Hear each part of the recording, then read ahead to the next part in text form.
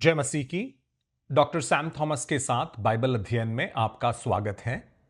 प्रभु की प्रार्थना नाम एक श्रृंखला को हम कर रहे हैं और उसके तीसरे वीडियो में आज हम आ पहुंचे हैं। पहले वीडियो में हमने चर्चा किया कि हे हमारे पिता, तू जो स्वर्ग में है, इसका क्या मतलब है। दूसरे वीडियो में हमने चर्चा किया कि तेरा नाम पवित्र माना जाए, इस प्रकार प्रार्थना करने का क्या मतलब है। और आज के वीडियो में हम प्रार्थना करने वाले हैं या सीखने वाले हैं कि तेरा राज्य आए, इस प्रकार प्रार्थना करने का क्या मतलब है। अगले वीडियो में हम चर्चा करने वाले हैं तेरी इच्छा जैसे स्वर्ग में पूरी होती है वैसे पृथ्वी पर भी हो। अगर आपने ध्यान से सुना तो आपने एक बात नोटिस किया होगा कि प्रभु की प्रार्थना में प्रभु सबसे पहले कुछ विषयों के लिए प्रार्थना करने को हमें सिखा रहे हैं। वो किस प्रकार के विषय हैं? नंबर एक, परमेश्वर का नाम पवित्र माना जाए। नंबर दो, परमेश्वर का राज्य आए। और नंबर तीन, परमेश्वर का इच्छा जैसे स्वर्ग में पूरा होता है वैसे पृथ्वी पर भी पूरा हो। परमेश्वर का नाम, परमेश्वर का राज्य और परमेश्वर का इच्छा, यानी इन तीन विषयों के लिए सबसे पहले हमें प्रार्थना करना चाहिए। यानी साधारणतः जब हम प्रार्थना करते हैं, हम अपने लिए और अपनों के लिए प्रार्थना करते हैं, लेकिन यीशु मसीह हमें सिखा रहे हैं कि प्रार्थना में प्राथमिकता हमें परमेश्वर के नाम के महिमाकरण के लिए, परमेश्वर के राज्य के स्थापना के लिए और परमेश्वर के इच्छा के पूर्तिकरण के लिए हमें प्राथमिकता देना है। इसका मतलब यह नहीं है कि हम हमारे विषयों के लिए प्रार्थना न करें। इस प्रभु के प्रार्थना के दूसरे भाग में हम अपने विषयों के लिए प्रार्थना करने वाले हैं। अगर आप निर्गमन का पुस्तक 20 अध्याय के 10 आज्ञाओं पर भी ध्यान दें तो उन 10 आज्ञाओं को दो भागों में बांटा जा सकता है।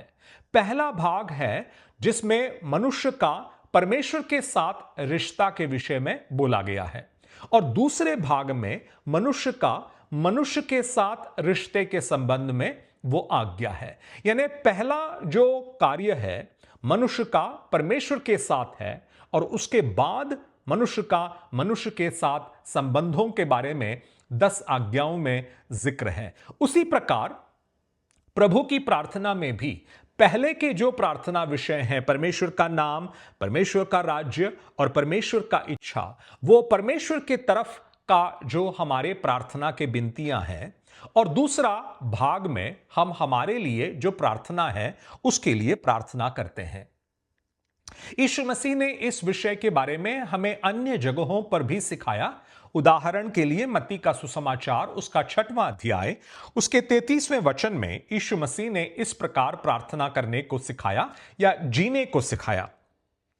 इसीलिए पहले परमेश्वर के राज्य और उसकी धार्मिकता की खोज करो और ये सब वस्तुएं तुम्हें मिल जाएगी। तो एक परमेश्वर के संतान को सबसे पहले क्या करना चाहिए? परमेश्वर के राज्य के और परमेश्वर के राज्य के धार्मिकता की खोज में उसे रहना है। यानी परमेश्वर का नाम, परमेश्वर का राज्य और परमेश्वर के इच्छा के लिए उसे जीना है। और जब वो ऐसा जीता है तो बाकी के उसके सारे जरूरतें जो है पूरे किए जाएंगे, ऐसे यीशु मसीह का कहने का तात्पर्य है। ठीक है, अब हम आते हैं उस प्रार्थना के विषय पर जिसका चर्चा हम इस वीडियो में करने वाले हैं। जब यीशु ने कहा प्रार्थना करो तेरा राज्य आए, दाई किंगडम कम, तो यीशु मसीह ने इस प्रकार हमें प्रार्थना करने को जब कहा, वास्तव में हम किस चीज के लिए प्रार्थना कर रहे हैं, हम काय के लिए प्रार्थना कर रहे हैं, और उसको समझने के लिए परमेश्वर का राज्य के विषय में थोड़ा सा जानकारी हमारे पास होना जरूरी है, और उस बात पर हम ध्यान देने वाले हैं। परमेश्वर के राज्य के बारे में यीशु ने बहुत कुछ सिखाया। उन्होंने बहुत सारे दृष्टांत दिए जिसके द्वारा वे परमेश्वर के राज्य के बारे में हमें सिखाना चाहते थे। अब परमेश्वर के राज्य के बारे में दो तरह की बातों को उन्होंने सिखाया। नंबर एक, परमेश्वर का राज्य अब और यहां है। The kingdom of God is here and now. परमेश्वर का राज्य अब और यहां है। और उन्होंने यह भी सिखाया कि परमेश्वर का राज्य अब आने को है। The kingdom of God is yet to come. अब ये दोनों कैसे सही हो सकते हैं? परमेश्वर का राज्य अब और यहां है और परमेश्वर का राज्य आने को है। ये दोनों कैसा सही हो सकता है?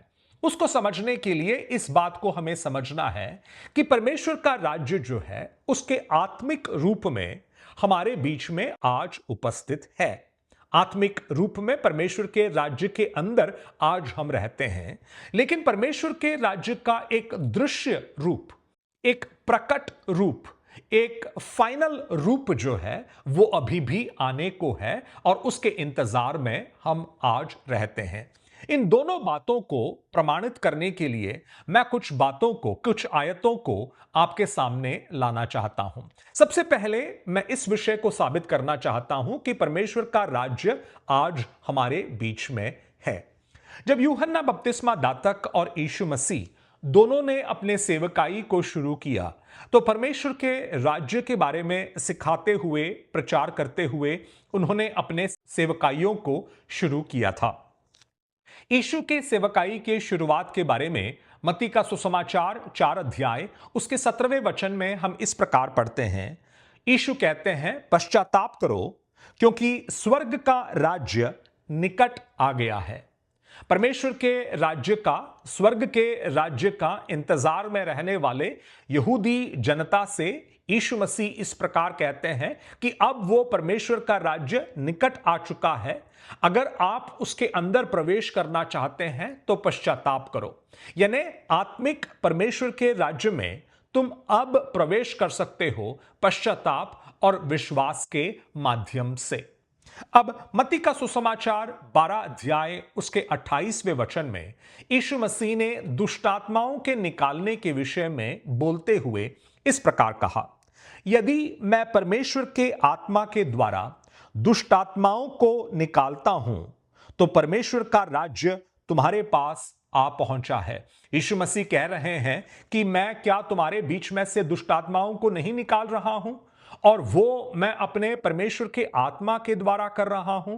और अगर मैं परमेश्वर के आत्मा के द्वारा दुष्टात्माओं को बाहर निकाल रहा हूं तो वो इस बात का प्रमाण है कि परमेश्वर का राज्य तुम्हारे बीच में आ चुका है।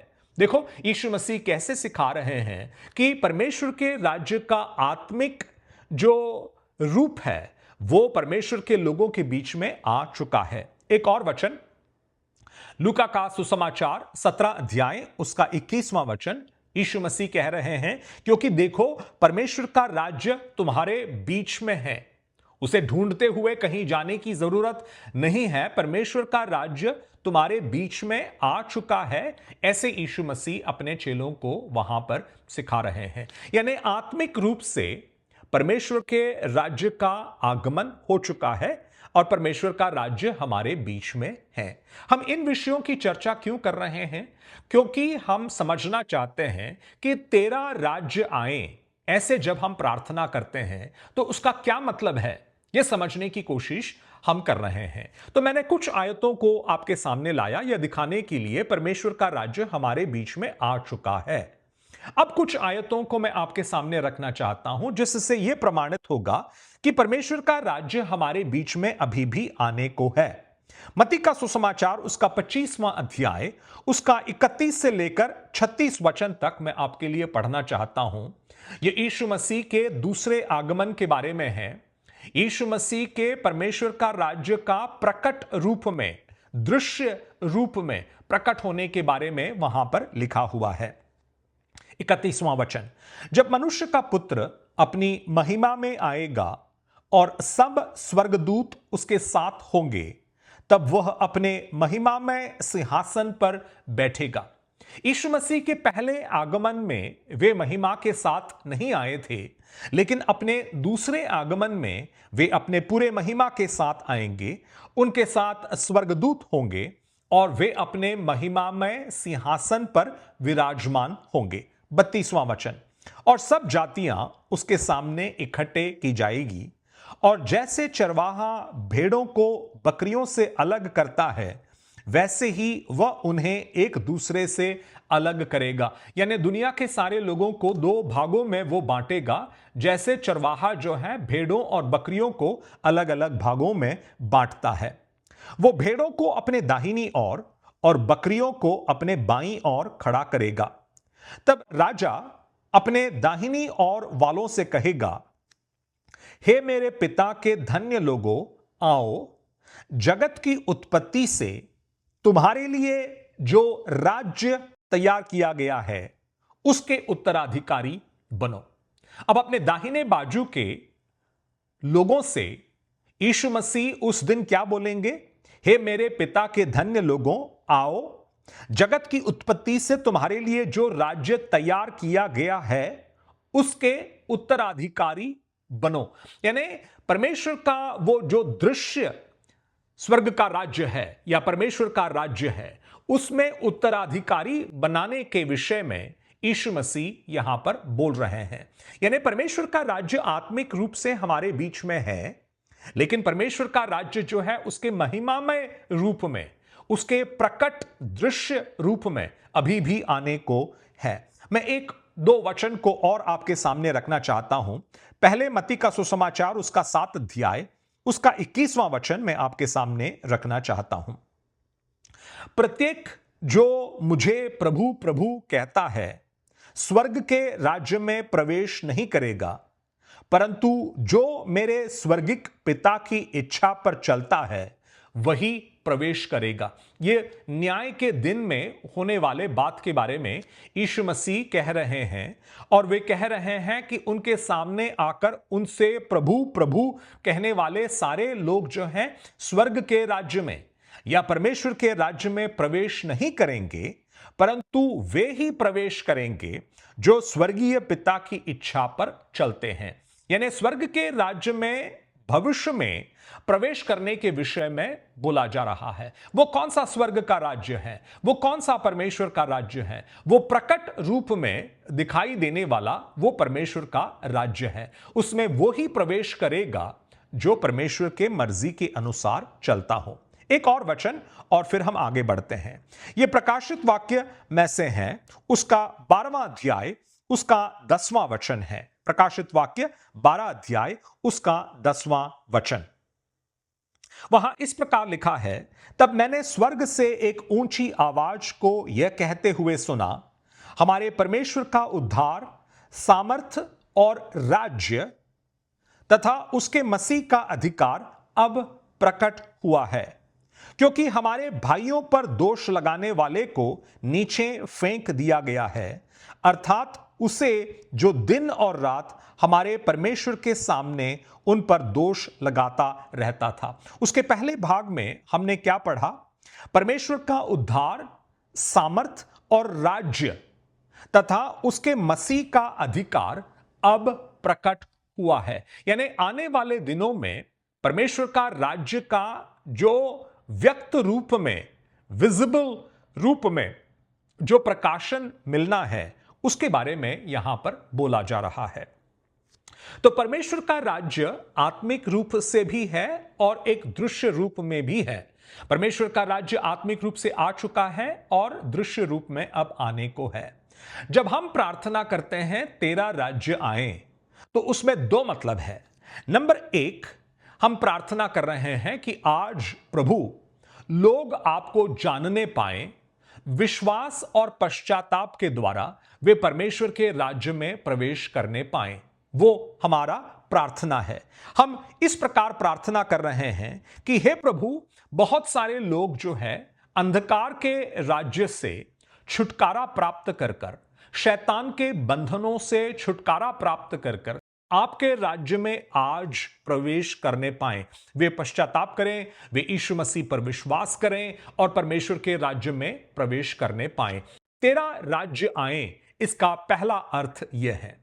दूसरा अर्थ यह है कि हम प्रभु से प्रार्थना कर रहे हैं कि प्रभु आपका राज्य जो है पूरे महिमा और प्रताप के साथ प्रकट हो। वो आने वाला जो परमेश्वर का राज्य, उसका दृश्य रूप जो है वो हमारे सामने जल्द से जल्द प्रकट हो। यह हमारे प्रार्थना का मतलब है कि प्रभु आपके सामने हर घुटना टिके और हर जुबान यह अंगीकार करें कि केवल आप ही परमेश्वर है, आप ही प्रभु है।